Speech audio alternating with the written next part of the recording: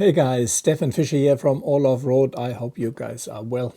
This monster on the table here is the Mammotion Luba 3 all-wheel drive. A wire-free robo-mower with a 360-degree LIDAR on top, here.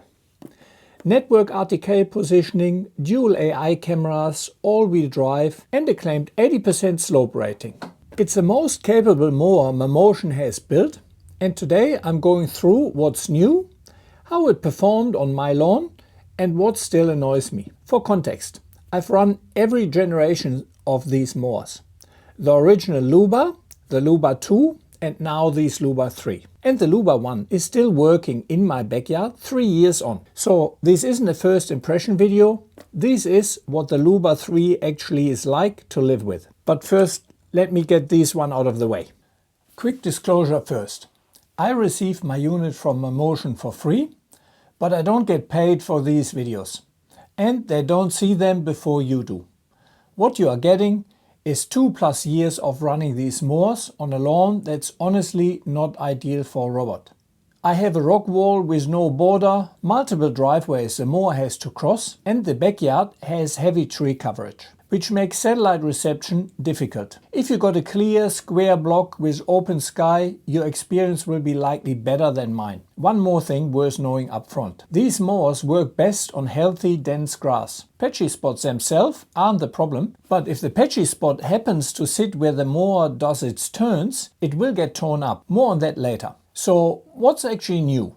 3 things matter. First, the 360-degree LIDAR. That's a dome on top, and it's the biggest physical change. Second, net RTK, which Mammotion calls iNavi. Instead of needing a physical RTK antenna on your roof or a pole with clear sky view, the mower pulls correction data over Wi-Fi or 4G. And third, the AI got a serious bump, twice the processing power of the Luba 2, and Mammotion claims it now recognizes over 300 obstacle types. They bundle all of this together as Tri-Fusion navigation. One important catch before you buy though.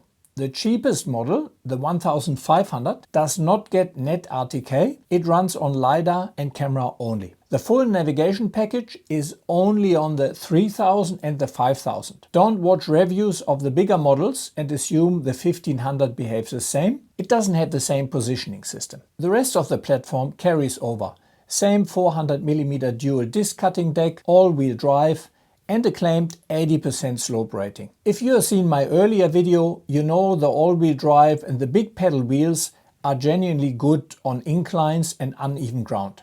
That hasn't changed. Now, setup for me, this was simple because I went through the effort of installing the antenna and cabling for the Luba 2's RTK station. So I just switched over to the Luba 3 RTK and didn't have to cable anything. If you are starting fresh with a 3000 or 5000, you don't need to do any of that anymore. No antenna, no cabling, no finding a spot with clear sky view. That used to be the singer's biggest hassle with these mowers. And for most people, it's gone now. The caveat? Net RTK is only as good as your data connection. With weak 4G or no Wi-Fi coverage across the yard, net RTK won't really work. So if you're on a rural property with patchy reception, the old style RTK station is still the safer option. Let's start with what's improved, because real things have improved. Obstacle avoidance is noticeably better with the LiDAR. The feature I'm happiest about though is one I've been asking for, a no cross line. You can now draw a line on the app that the mower must not cross, separate from the normal boundaries or no-go areas, which previously needed to be a closed path. For my setup, with a slated rock wall between the lawn and the nature strip, that's exactly what was missing. All the sensors in the world can't see the wall properly because it slopes away below the mower. This line fixes it, about 89% of the time. I'll come back to the other 2% a little bit later.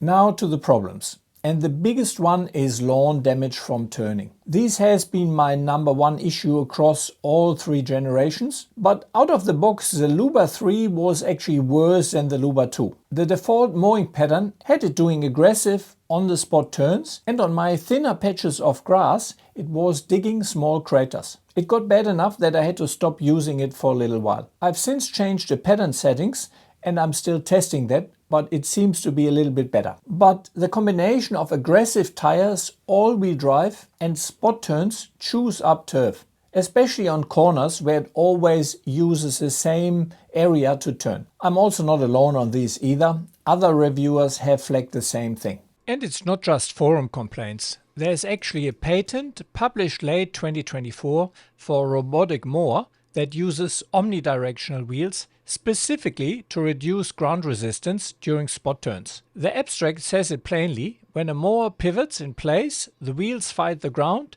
and that tears up the turf. The fix: a second set of free spinning wheels to take the friction out of the equation. I couldn't confirm who filed it. The inventor names point to a European manufacturer, possibly Husqvarna. But that's beside the point. Someone went to the trouble of engineering a patented solution to this exact problem. That tells you it's a real recognized issue in the industry, not me being picky about my lawn. The thing that makes it worse is rain. The Luba senses rain and stops mowing. That's good. But it doesn't measure how much rain fell. After a short drizzle, no problem.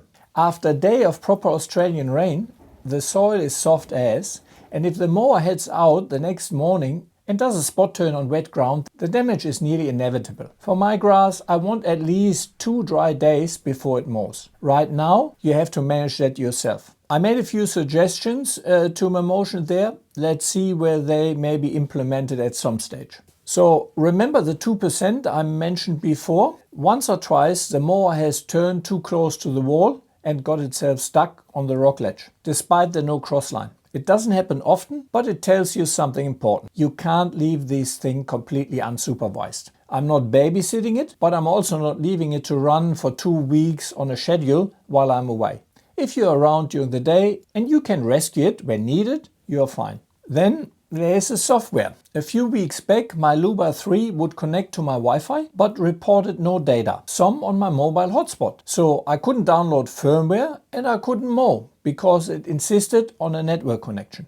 After quite a few emails to and from and speaking to support, it turned out to be a router compatibility bug on Mammotion's end, fixed about a week later. And that's not the first time either. After one earlier update, all my maps were deleted and I had to remap my whole yard from scratch. The app also logs you out far too often, and when I went looking for the auto mapping feature with the Luba 3, I couldn't find it.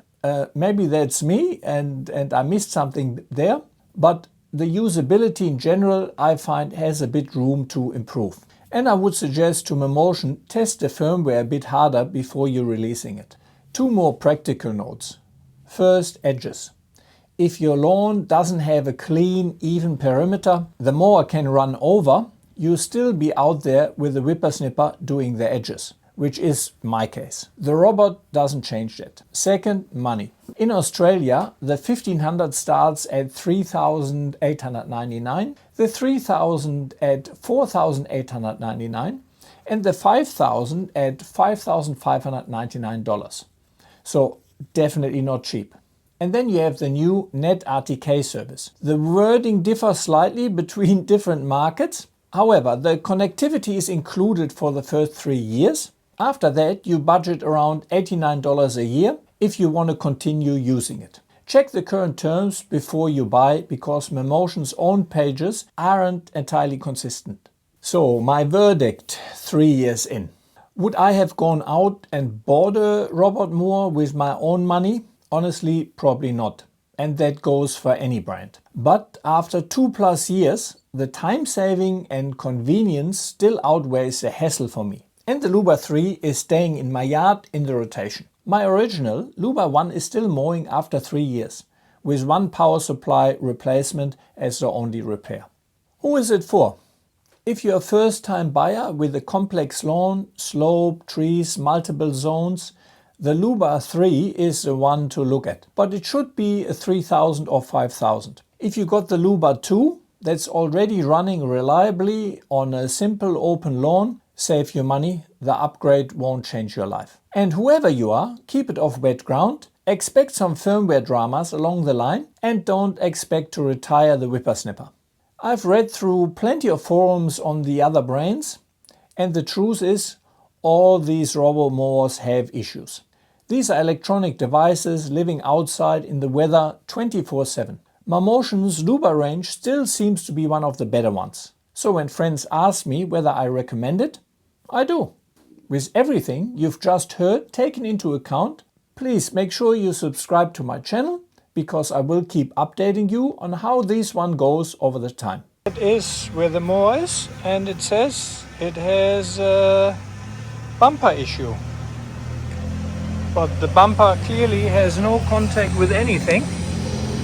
Before I let you go, I want to tell you of one big boo-boo I made during the installation. During the setup of the Luba 3, you install the front bumper. There's a cable inside the bumper channel that needs to be plugged in, but on mine it had slipped deep inside and wasn't visible at all. I assumed the bumper just clips in. I'd already installed 2 of these and honestly thought Mammotion had moved to internal contacts. Didn't investigate further. Classic. At first use, I get a very nondescript bumper error. Contacted Mammotion support, went back and forth multiple times. They even sent a full replacement unit. Same error. Not once, across all of the emails, did anyone ask, is the bumper cable plugged in? That would have solved it in 2 minutes. So the issue is the following. The cable is in there. You actually first have to attach the cable. I mean, maybe I missed it, but I didn't. I thought that was... The front wheel lifted. I thought that was attached. But you have to first install it. I mean, that obviously should be fixed in here, that you can just push it in. So that's the issue. So that was a problem here. Thanks for watching, and I'll see you on the next one.